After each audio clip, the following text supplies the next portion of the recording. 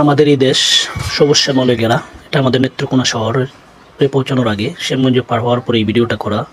ভিডিওটা ধারণ করেছি আমি শ্যামগঞ্জ পার হওয়ার পরে হিরণপুর পর্যন্ত। দেখেন কি সুন্দর প্রাকৃতিক দৃশ্য, অসাধারণ দৃশ্যগুলো।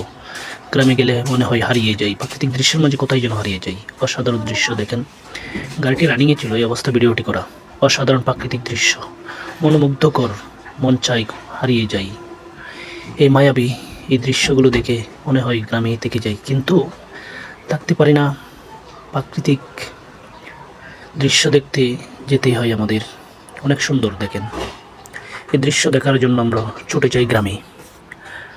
গ্রামে ছুটে গিয়ে দেখি অসাধারণ দৃশ্যগুলো দেখতে পাই, ভালো লাগে দেখতে। সবাই পুরো ভিডিওটা দেখবেন, দেখলে ভালো লাগবে।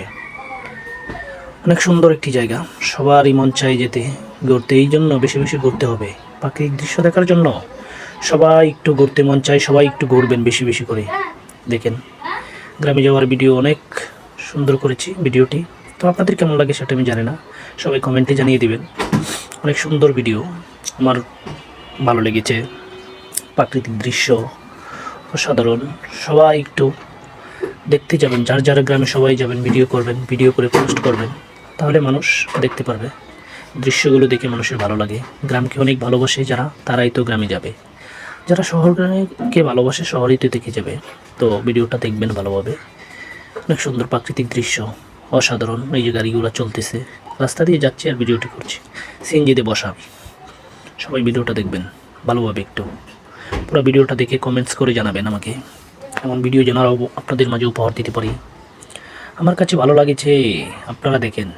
ভিডিওটি অনেক সুন্দর হয়েছে আমার মনে হয়। এই যে পেশারি, এই যে বিআরটিসি বাস, দোতল বাস, সিএনজি, বিশ্ব রোড, এটা ভিডিওটা করেছি। আপনারা সকলেই দেখবেন, সবাই দেখবেন আশা করি। প্রাকৃতিক দৃশ্যের মাঝে আমরা কোথায় যেন হারিয়ে যাই। আসলে আমরা শহরে আসি হলো জীবিকা নির্ধারণ করার জন্য, কিন্তু গ্রামের পরিবেশ অসাধারণ থাকে। মুক্ত বাতাস, মুক্ত হাওয়া, কোনো জীবাণু নেই। অনেক সুন্দর দেখেন, অনেক চাষ করেছে ফসল, অনেক সুন্দর ফসল, সবুজ শ্যামল ঘেরা দেশ। আমরা শহরে থাকি, এই জন্য গ্রামের পরিবেশের কথা বলে যাই। গ্রামে গেলে বোঝা যায় কত সুন্দর মনোরম পরিবেশ, মনে চাই থেকে যেতে, কিন্তু থাকতে পারি না। এই যে একটা কথা আছে, অভাব। টাকা ইনকাম করার জন্য শহরে চলে আসি, শুধু টাকা আর টাকা।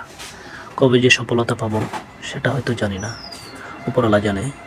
আপনারা দেখেন গ্রামের দৃশ্য দেখলে মনে হয় আর শহরে যাব না, কিন্তু করার কি, বাকিটাই